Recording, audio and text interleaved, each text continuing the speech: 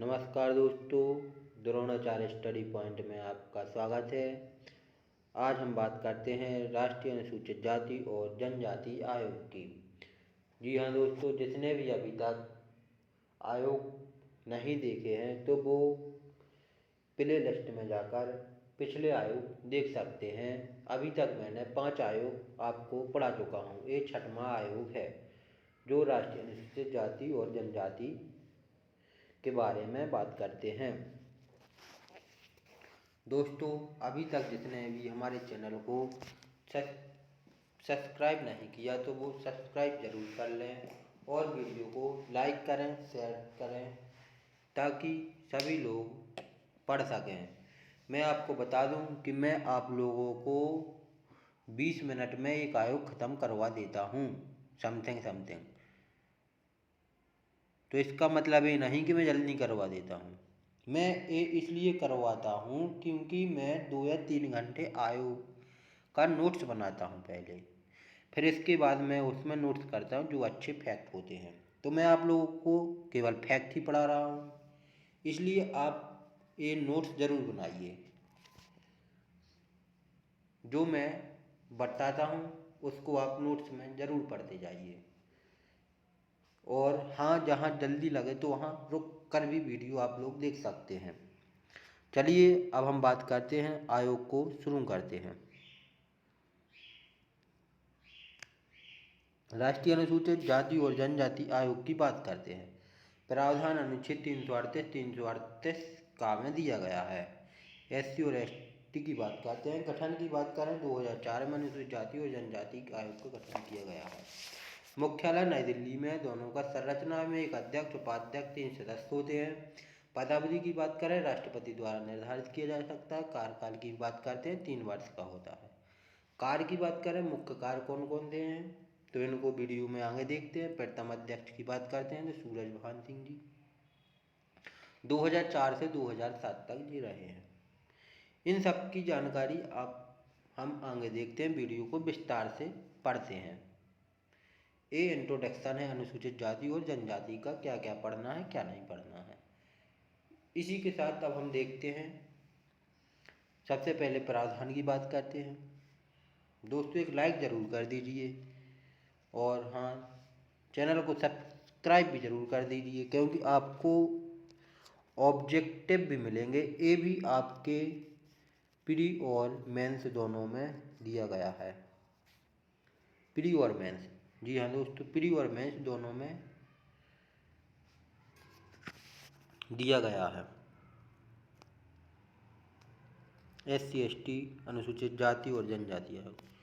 जिसने भी अभी तक मेंस का सिलेबस नहीं देखा, मैं एक बार फिर बता दूं तो वो मेंस का सिलेबस उठाइए।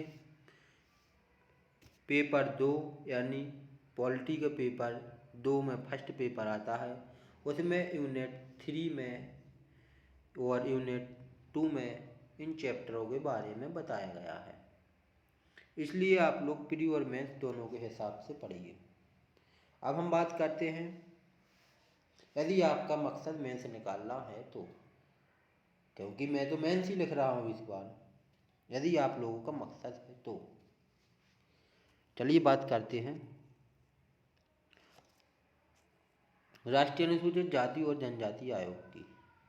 सबसे पहले बात करते हैं राष्ट्रीय अनुसूचित जाति आयोग यानी ST की बात करते हैं।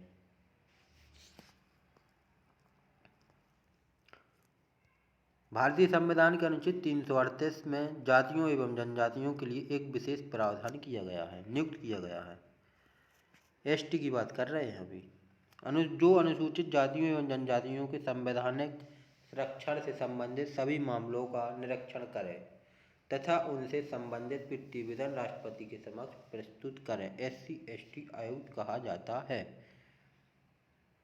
मैंने आपसे पहले भी बोला, आप नोट्स बनाइए और 2-3 बार वीडियो को देखिए, तभी आपको एक समझ में आएंगे आयोग। जो पहली बार पढ़ रहे हैं, जिन्होंने पॉलिटी को अच्छी तरह पढ़ रखा है तो उनको जल्दी ही समझ में आ जाएंगे। अब हम बात करते हैं वर्ष 1978 में कैबिनेट के द्वारा अनुसूचित जाति एवं जनजाति की स्थापना की गई है। 1978 में अनुसूचित जाति एवं जनजाति का नाम बदलकर राष्ट्रीय अनुसूचित जाति एवं जनजाति कर दिया गया है। कब? 1978 में। फैक्ट है 1978 में। 65वां संविधान संशोधन अधिनियम होता है 1990 के द्वारा। तो अनुसूचित जातियों एवं जनजातियों के लिए एक विशेष अधिकारी के स्थान पर एक बहुसदस्यीय राष्ट्रीय अनुसूचित जाति एवं जनजाति की स्थापना की गई है। 1978 में आयोग का नाम बदलकर राष्ट्रीय अनुसूचित जाति एवं जनजाति आयोग कर दिया है। अनुसूचित जाति एवं जनजाति आयोग कर दिया है। 89वां संविधान संशोधन अधिनियम की बात करते हैं 2003 के द्वारा।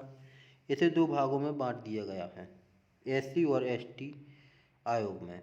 कब? 89वां संविधान संशोधन अधिनियम 2000 कब? 3 के द्वारा 2 भागों में बांटा गया है। अनुच्छेद 338 का और अनुच्छेद 338 में।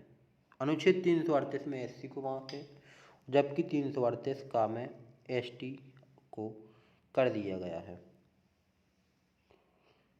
दोस्तों, मैं आपको बता दूं कि आप नोट्स ज़रूर बनाइए, नहीं तो आपको समझ में नहीं आएगा। मैं क्षमा चाहता हूं यदि आप लोगों को लगे कि वीडियो अच्छी नहीं बन रही है तो कमेंट में ज़रूर बताएं, ताकि मैं और अच्छा वीडियो बना सकूं। और अभी किसी कारणवश से बोर्ड पर नहीं पढ़ा पा रहा हूँ, नहीं तो बोर्ड पर ही आपको पढ़ाया करता। कुछ दिनों बाद मैं बोर्ड पर भी पढ़ाऊँगा। संरचना की बात करते हैं तो एक अध्यक्ष, एक उपाध्यक्ष, 3 सदस्य, कुल 5 होते हैं। एक अध्यक्ष, उपाध्यक्ष, 3 सदस्य, कुल 5 सदस्य होते हैं। अध्यक्ष एवं सदस्यों का कार्यकाल 3 वर्ष का होता है। ये फैक्ट ही है। 2 बार से अधिक नियुक्त नहीं किए जा सकते। एससी एसटी के लिए नियुक्ति राष्ट्रपति के द्वारा की जाती है। अनुसूचित जाति आयोग के अध्यक्ष को केंद्रीय कैबिनेट मंत्री का दर्जा प्राप्त होता है। जाति और जनजाति आयोग के अध्यक्ष को। उपाध्यक्ष को केंद्रीय राज्य मंत्री का दर्जा प्राप्त होता है। अनुसूचित जाति का सदस्य होना अनिवार्य है। एससी। यहाँ से आप देख लीजिए, संरचना की बात कर रहे हैं।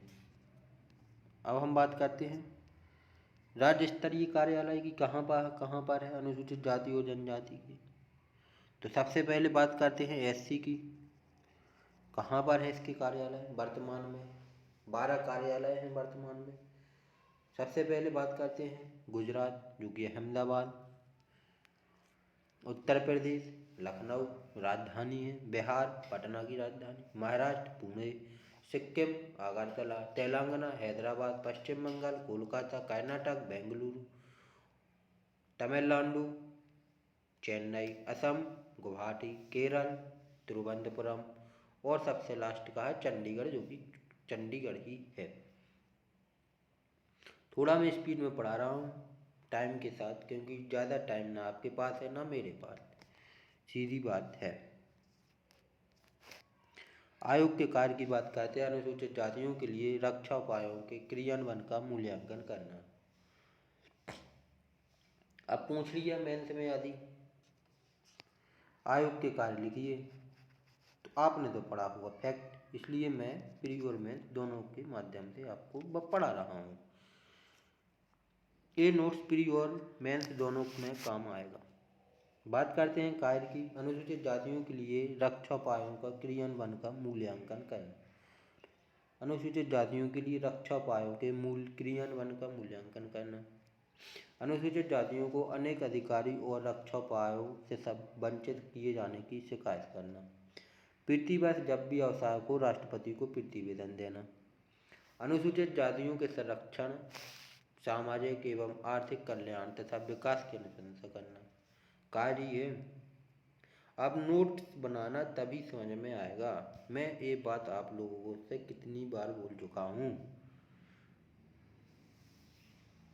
अनुसूचित जातियों के संरक्षण, सामाजिक एवं आर्थिक कल्याण तथा विकास की अनुशंसा करना। अनुसूचित जाति के सामाजिक एवं आर्थिक विकास से संबंधित नियोजन की प्रक्रिया या सलाह देना। आयोग की सलाहकारी शक्ति। राज्यों में अलग से अनुसूचित जाति आयोग की स्थापना नहीं की जा सकती। जी हाँ दोस्तों, राज्यों में बिल्कुल सही बात है, अलग से कोई भी स्थापना नहीं की जा सकती। अब बात करते हैं आयोग की शक्तियों की। व्यक्ति को भारत के किसी भी भाग से हाजिर करना सबसे बड़ी शक्ति है, चाहे वो जहाँ का हो, को हाजिर करना। दस्तावेज को प्रकट और प्रस्तुत करने की अपेक्षा करना। शपथ पत्रों पर साक्ष्य ग्रहण करना। दीवानी न्यायालय की शक्तियाँ प्राप्त हो गई किसे? आयोग को। किसी न्यायालय या कार्यालय से किसी लोक अभिलेख या उसकी प्राप्ति की अपेक्षा करना। ए साक्ष्यों और दस्तावेजों की परीक्षा के लिए समय निकालना। कोई अन्य विषय को राष्ट्रपति नियम द्वारा निर्धारित करे। आयोग का प्रतिवेदन की बात करते हैं।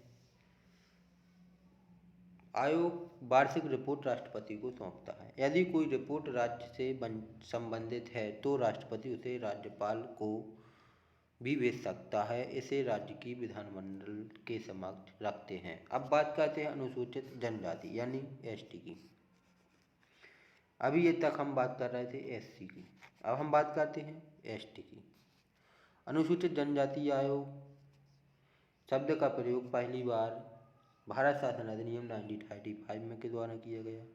संविधान के अनुच्छेद 341 में राष्ट्रपति के द्वारा अनुसूचित जाति जनजाति निर्धारण किया गया, जिसमें संबंधित राज्यों के राज्यपाल से भी परामर्श किया जाता है। दूसरा पॉइंट देखते हैं।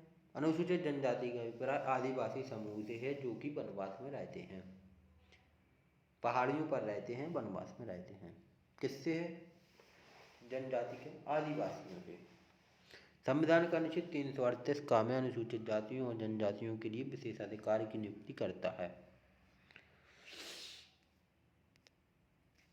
आयोग की संरचना की बात करते हैं। एक अध्यक्ष, उपाध्यक्ष, 3 सदस्य यानी कुल मिलाकर 5 होते हैं। वेतन भत्ते भारत सरकार की संचित निधि में से दिए जाते हैं। वेतन भारत सरकार के सचिव के समान ही होते हैं, राष्ट्रीय अनुसूचित जनजाति आयोग की बात करते हैं। कहाँ कहाँ पर है? एसटी की बात करते हैं। कुंवर सिंह टेकाम अध्यक्ष थे, 2004 से 7 तक रहे। उर्मिला सिंह 2007 से 10 तक। रामेश्वर जी 2010 से 13 तक। नंद कुमार राय 2017 से अभी तक है वर्तमान में। मुख्यालय की बात करते हैं नई दिल्ली। अनुसूचित जनजाति के कार्यालय की बात करते हैं, कुल 6 है। मध्य प्रदेश जो कि भोपाल में है, छत्तीसगढ़ जो कि रायपुर में है, भुवनेश्वर जो कि उड़ीसा में है, और जयपुर जो कि राजस्थान में है, रांची झारखंड, रायपुर छत्तीसगढ़। शक्तियों की बात करते हैं। आयोग के पास सिविल न्यायालय की वे सभी शक्तियाँ होगी। मैंने अभी बताया है ना पीछे, तो रिवाइज करके आप देख लेना। शपथ पत्र पूछताछ कर सकता है जो कि एसटी के द्वारा है, वाईएससी में है, एससी एसटी में है। आदेश देना दस्तावेज की खोज के लिए, और अन्य शक्तियाँ राष्ट्रपति द्वारा निर्धारित की जाती हैं। आयोग की कार्यवाही होंगी जो एक अनुसूचित जाति के हैं। प्रतिवेदन के अनुसूचित जनजाति का उसी प्रकार भेजा जाता है जैसे अनुसूचित जाति का भेजा जाता है। राष्ट्रपति को वार्षिक रिपोर्ट सौंपी जाती है। दोस्तों, वीडियो को देखने के लिए धन्यवाद। और यदि आप लोगों ने अभी तक चैनल को सब्सक्राइब नहीं किया तो सब्सक्राइब बटन जरूर दबा दें, और जितने भी आयोग नहीं देखे हैं तो वो प्ले लिस्ट में जाकर पिछले आयोग भी देख सकते हैं। हाँ, मैं बता दूं, आयोग को आपको प्री और मेंस के माध्यम से अभी मैं पढ़ा रहा हूँ, जो कि 10 टॉपिक हैं, प्री और मेंस दोनों में। आपको इससे संबंधित ऑब्जेक्टिव भी मिलेंगे। एक दिन में आपको ऑब्जेक्टिव वीडियो दूंगा और एक दिन आयोग की वीडियो।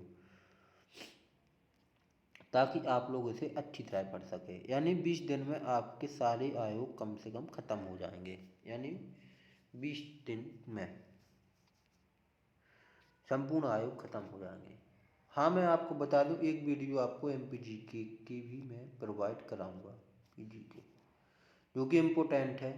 40 या 35 या 40 क्वेश्चन आएंगे इस बार, देख लेना फ्री में, क्योंकि बहुत बड़ा सिलेबस कर दिया है उन्होंने फ्री का, MP का। मेंस में भी बहुत कुछ जोड़ दिया है MP के लिए।